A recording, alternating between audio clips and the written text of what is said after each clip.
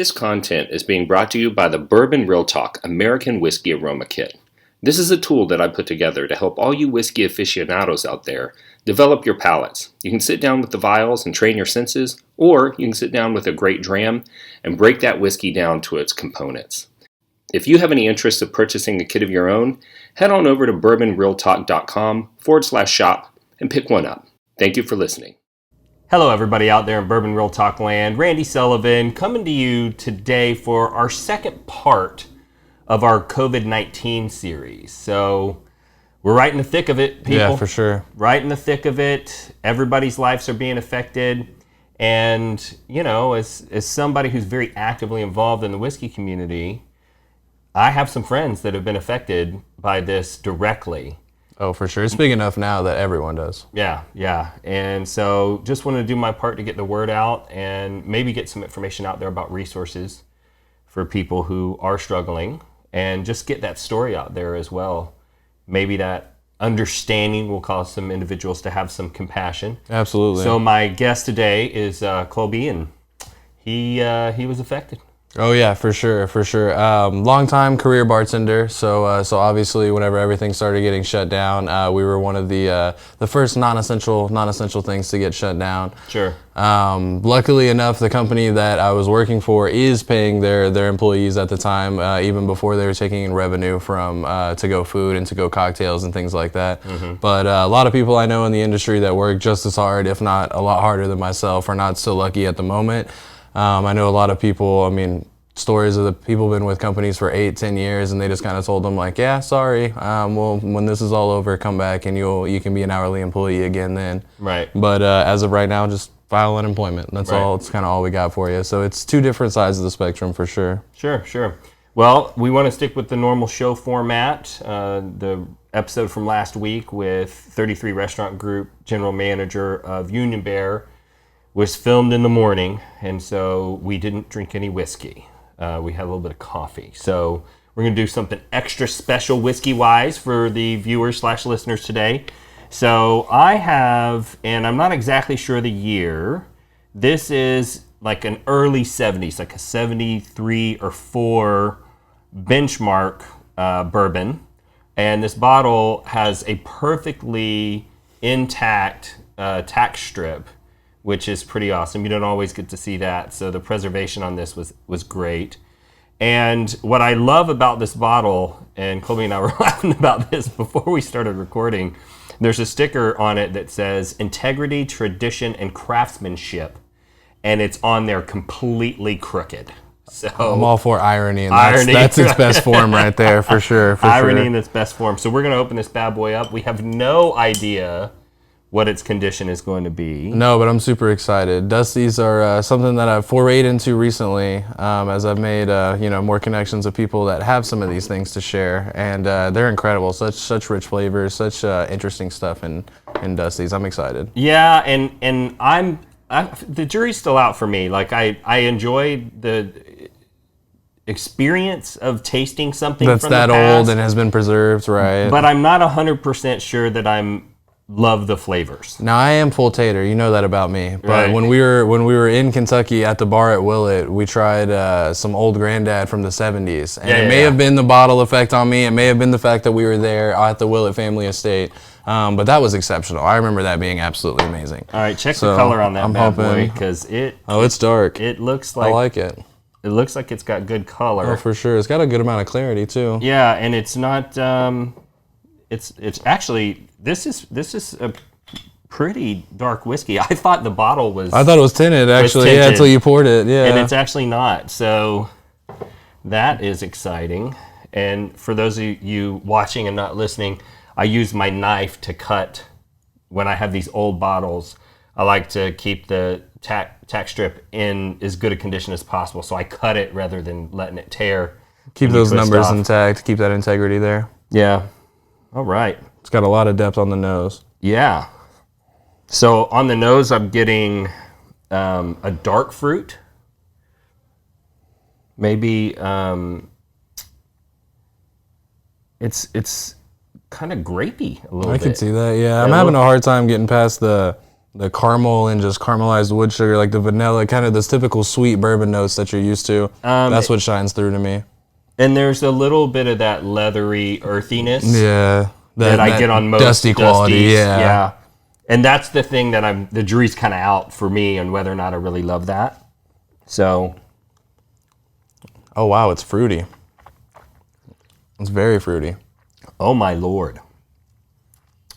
Yeah. Randy, that is delicious. My goodness. That is a bright flavor. That is delicious. Tons of caramel. Yeah, lots of caramel, but also like lots of fruits. Like I feel like some apple, like a green apple kind of characteristic. Yeah, I'm getting some tropical fruit. Really? Maybe some pineapple, guava mango action going on. That's one of the fruitiest whiskeys I've ever tried. It's definitely the fruitiest dusty I've ever had. Interesting. Yeah, that is very interesting. All right. It's got a creaminess element too. Yeah, nice mouthfeel. This is a pretty That's exceptional. That's pretty really, darn good dusty That's whiskey. really freaking good. Yeah.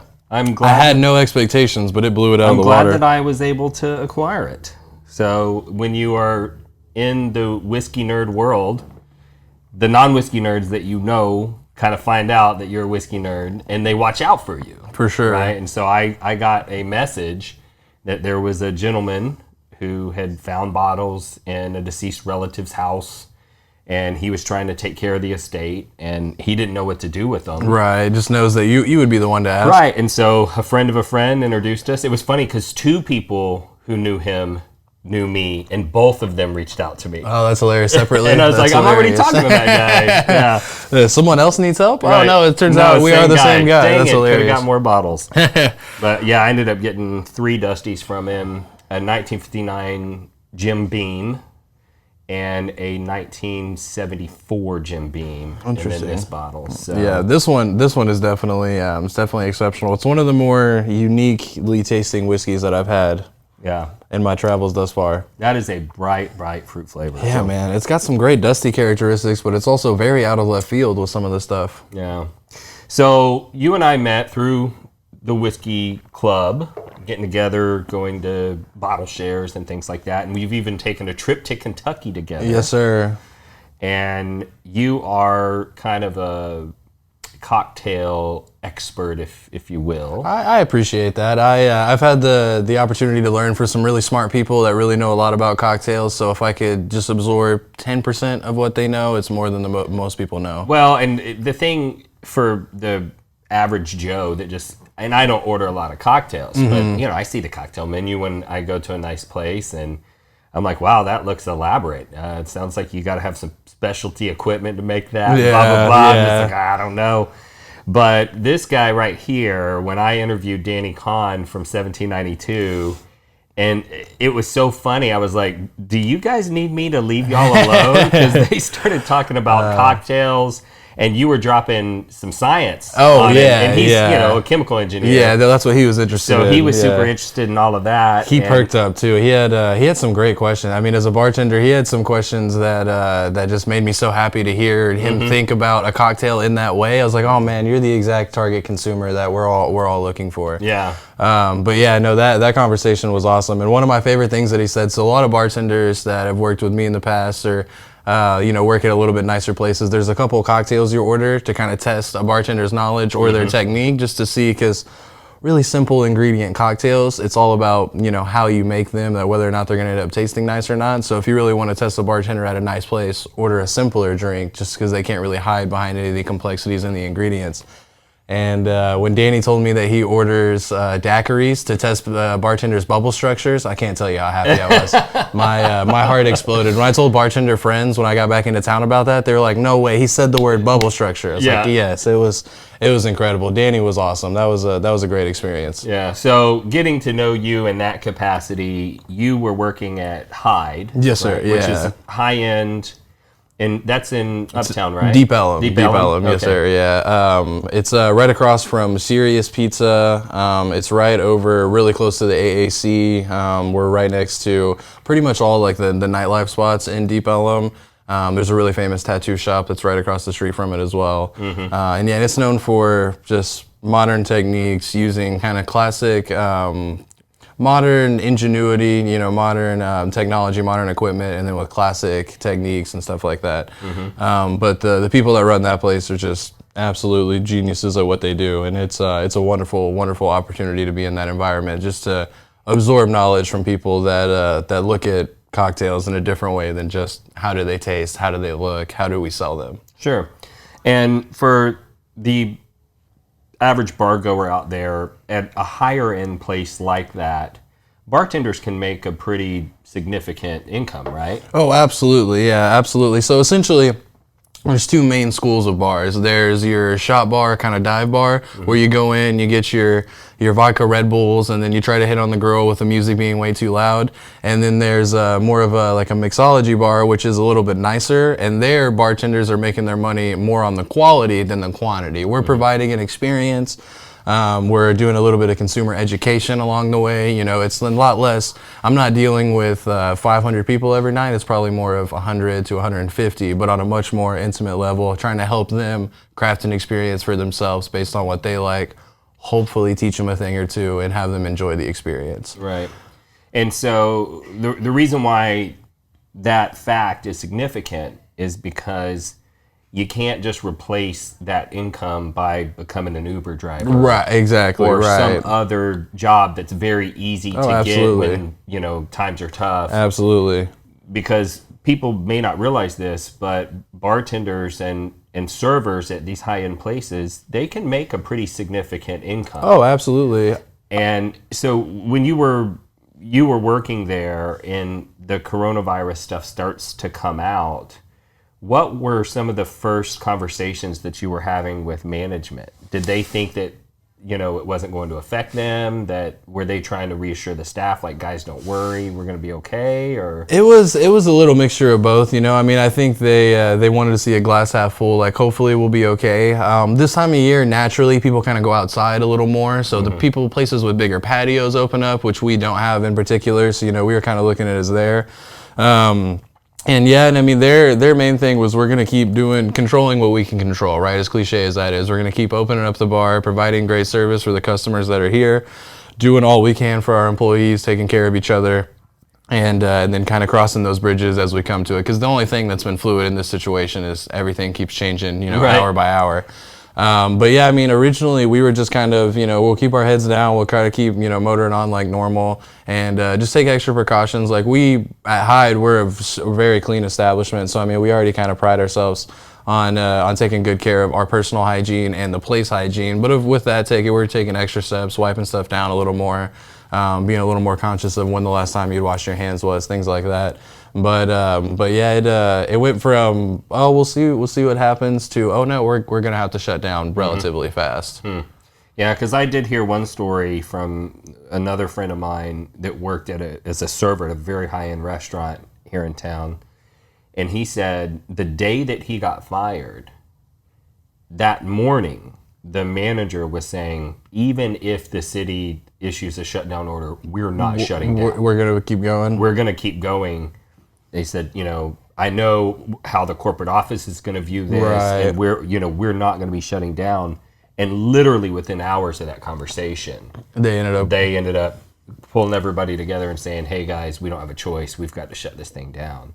And so it's been a bit of an emotional roller coaster too. Oh, absolutely. And the biggest thing is, as most of the population lives paycheck to paycheck, when you look at a situation where not only are you going to be out of your source of income for one pay period, but for servers and most people that are not hourly or managers right now, it's indefinitely. Sure. So if you add on the mental aspect to that, I'm lucky enough at the moment I don't have any children to provide for, but I can only imagine that just compounds your stress exponentially when you have a little bit more on the line. So that's the main thing that for me was hard to see. Is I know so many people that are struggling with the aspect of not being able to go to work, but then there's the mental aspect on themselves of now their livelihood has been threatened, the very place where they live has been threatened, and those kind of things are up for grabs, and they're ultimately just unsure, and that's a terrible place to be for most people.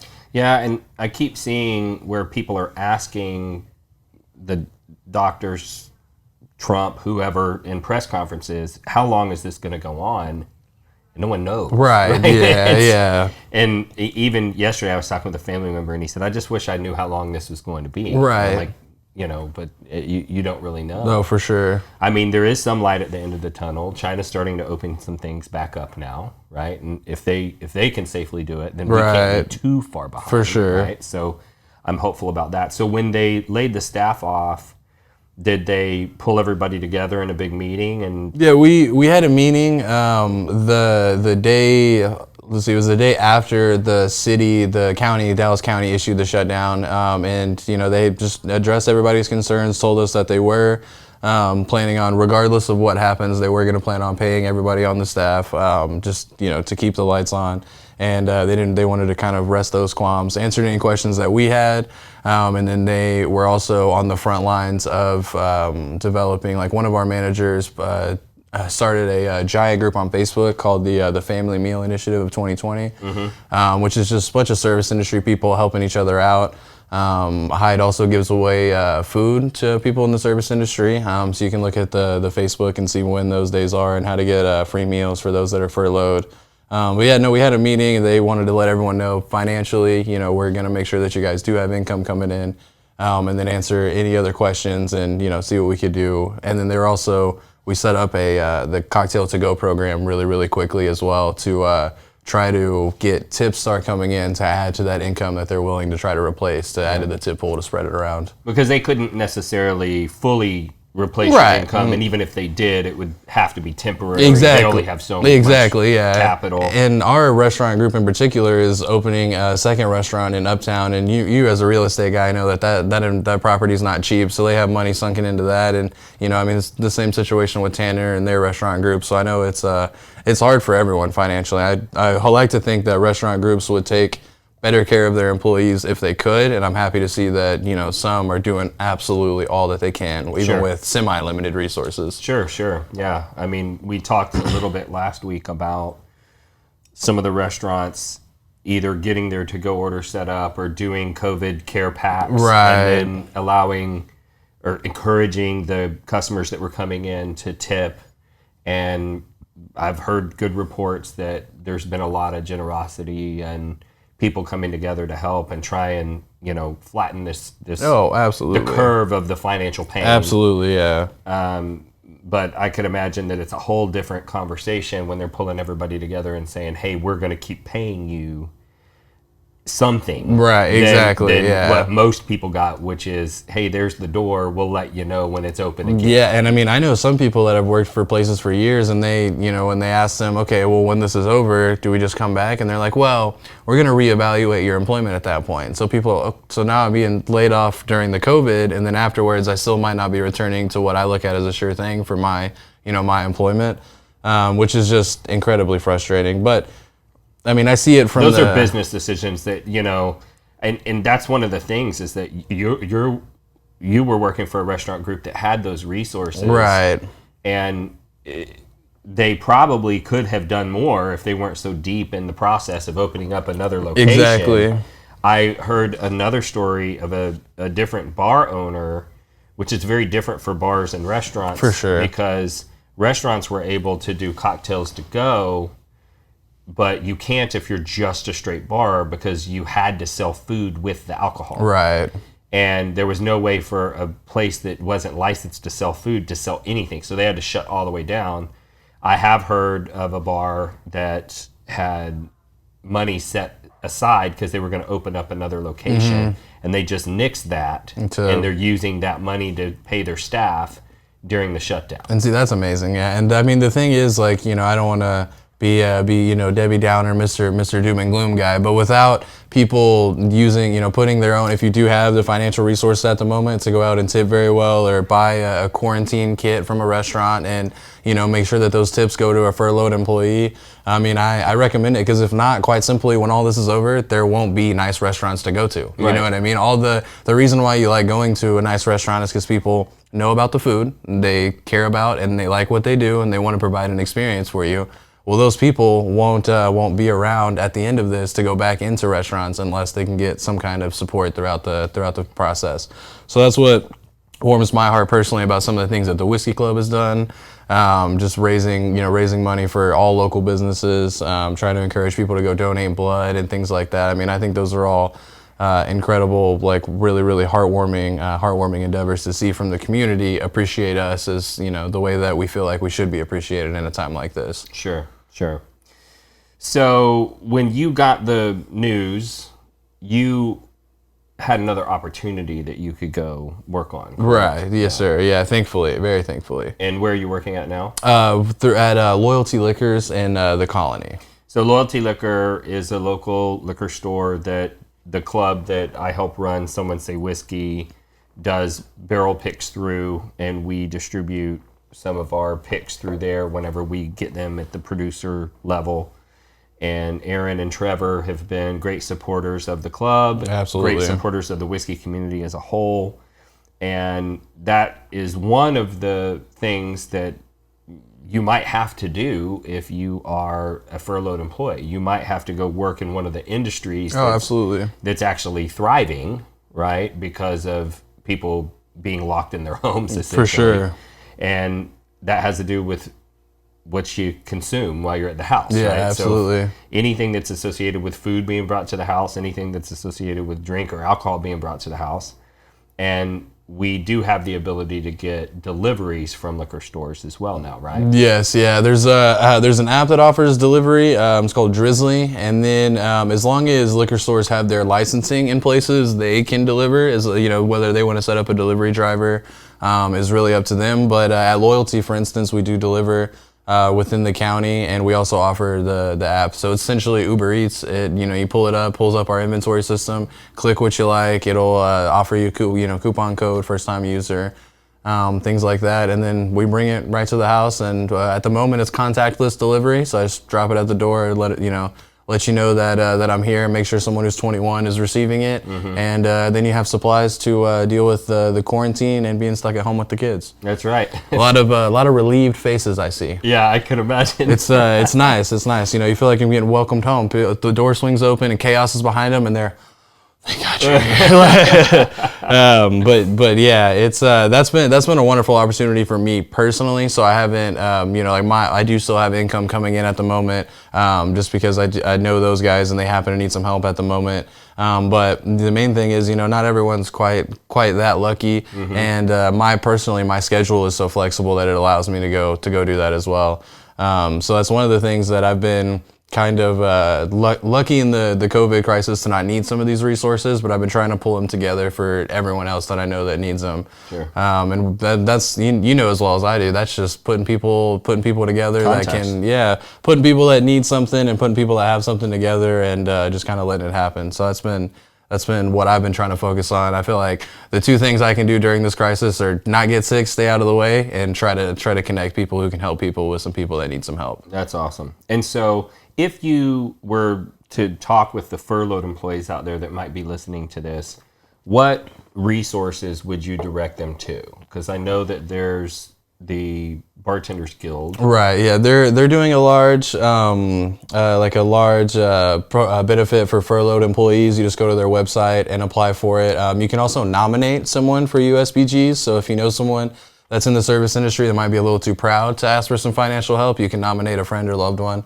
I actually posted there's a great Google Doc that was put together by a gentleman named Scott Graham, and it's basically a bunch of not only financial resources for various USBG applicants. There's a link to that page. There's also a few other giant spirits companies that are trying to give back to the people that promote their products and most of the time introduce their products to their consumers. But the biggest thing that I like about that Google Doc from Scott Graham is there's a lot of links for some home workout stuff, some stuff that you can do mentally to kind of exercise yourself. Just speaking for me, one of the reasons why I like the hospitality industry is I get to go out of my own head so much and try to craft an experience for someone else. It helps me forget about the issues that I'm dealing with personally. So I know that right now for a lot of my service industry brothers and sisters, that's the second hardest part, right? Is the financial aspect, but they also don't have the release just to go kind of forget about something for 8 hours, talk about something that they really enjoy with people they really enjoy. That's on my personal Facebook page. It's in DFW Whiskey Club. club that's in Someone Say Whiskey. And if anybody's out there, look for the private group on Facebook called the Family Meal Initiative of 2020. That's been shared in there as well. And then, like I said, credit to Scott Graham, who put together that list, and then a buddy of mine whose name is Austin, who works for Heaven's Door. He's the one I saw it shared originally. I just want to put it in the Whiskey Club so it get out to more people. You know, we are encouraging people to do what they can to help, but we also understand that many of the people listening to this may have uncertain financial futures. They're in as that well. exact same situation. And we're not trying to put pressure on you. You know your financial situation. Right. And you know, if you can go out and right now your biggest contribution that you can do is grab a couple of appetizers to go and leave a 50% tip on that, whether it's $30 your total investment, leave a $10 tip. That helps people out tremendously for sure. And then, so there's some resources, and I'd like to get those links from you that we could put in the show notes. Oh, absolutely. If you were to, because you have a lot of friends that are in the service industry, and I'm sure you've heard some success stories of people that have found alternatives to keep, their boat afloat, if you will. Have you heard of people going to work for delivery services for grocery stores and for Drizzly and places like that, finding alternative sources of income during this time? Absolutely, yeah. There's also it's mainly for DFW. I'm sure that there are other equivalents in other markets that I just haven't seen.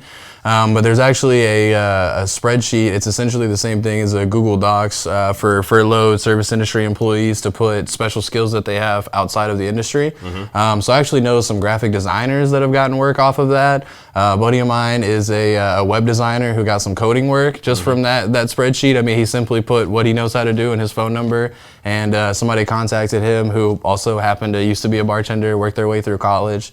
And those kinds of stories are really great. Myself, personally, I guess we could consider a little bit of a success story, just from knowing Aaron and Trevor and keeping my personal income afloat. And then I know, as you mentioned with the influx of stalkers and things like that, I know like the North Texas Food Bank at the moment is paying people that are typically volunteers, and they're looking for service industry people just to distribute food to low income areas. And do a lot of those like school lunch programs that you've probably seen, where even though schools are closed, there's still a giant amount of the population that depends on that for their food supply. So there's efforts to keep that going and to pay some people that are typically volunteer labor, with emphasis on former service industry employees. So I do know a few people that have done that. A couple of success stories just from finding kind of on and in jobs around. From various businesses that at the time, are still at least semi-functioning and do still have the financial resources to pay a graphic designer to redo a logo or something like that at a time like now. Okay. And then we've talked a little bit about what individuals can do to contribute. Aside from getting takeout orders, are there other ways that individuals that still have the financial resources could contribute? I know that the Bartenders Guild is doing a fundraiser. You can go to their website and you can donate absolutely there. Yeah, you can donate there. There's also there's a few like various like GoFundMes, like some restaurant groups have set up GoFundMes for their employees. I know a couple of people who are no longer bartenders, but they actually set up a really large, really successful GoFundMe for a local group that they really like in their town at the moment. But yeah, I mean, the biggest thing financially, if you can, that obviously really helps out, but just we all know somebody that does it for a job. Just reach out to them, see how they're doing as people. I think that's one of the biggest things too. Is most people like myself, and I would throw myself in this bracket, are very prideful. So accepting help is not always the easiest thing. And it's definitely easier when you reach out, kind of check on them as a person, and then maybe see if there's anything else you can do. And I had a good friend of mine who he offered to buy me a tank of gas. He told me that if I was running low on some cash, let him know, and he'll send an Uber Eats to the house with some food. And it's little things like that. If that's the $20 you want to donate, I promise you that person in this time of need will remember that for their lifetime. That with the limited resources you had, you bought me a tank of gas at a time when I needed it to go do that delivery job, because I haven't had income in a couple weeks, and now I have a job but no way to get there, something like that. So, I can't emphasize enough on the checking on them emotionally, and just even if it seems relatively small financial gesture, just buy a tank of gas, try to buy them a dinner or two. If you have a bottle of whiskey laying around at the house that you don't enjoy, just give it to them to help, the furlough the part of their life that they can't spend money on right now. Right, sure. Yeah, for sure. And I know that there's also a number of raffles going on inside of the whiskey community. So if you're a club member, you can check the page and see if there's any fundraisers going on in there. Absolutely. You're more than welcome to PM me. I can direct you to the right places. And I'm sure you wouldn't mind doing the same thing either. And then, and I have that same for if there is anyone in the service industry that wants to reach out to me personally, they're more than welcome to. I can send them these links, or at the very least offer one of those phone calls, where you can just kind of get something off your chest to somebody else, which always helps. Sure. So is there any other information that we need to get out there? No, not really. We'll attach all of the main links down below. But other than that, like I say, I think just reaching out for your fellow person right now is what's ultimately going to get us through the hard time as a society. More looking out for everybody else. The only benefit to this I'm personally hoping for is I think it'll help kind of shift public mindset to be a little bit more about the community and a little bit more about everyone else versus myself. Yeah, that's my hope as well, that maybe this will bring us together a little bit, since there has been so much division lately. Absolutely, yeah. And that's... And if people want to get in contact with you or more information about you, do you know your Facebook and Instagram handles? Yes, yeah. My Facebook is just Kolby, Kolby. Last name Howard. Really, I try to be really active in the local whiskey clubs. My Instagram is Kolby Howard as well, spelled out Kolby. Last name Howard. But yeah, those are the main two avenues to find me. I'm also at Loyalty.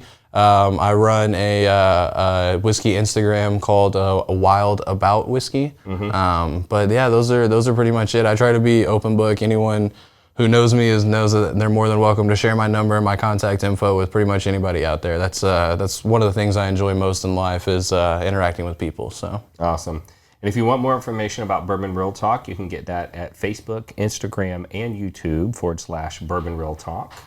You can look us up on your favorite podcast player. We'd like you to subscribe, like, and review to get the algorithm to work for us. So that more people will find the content we're trying to put out there. And as always, if you woke up this morning and you are unsure whether or not anyone loved you, just know that I love you. And I'll see you next time on Bourbon Real Talk.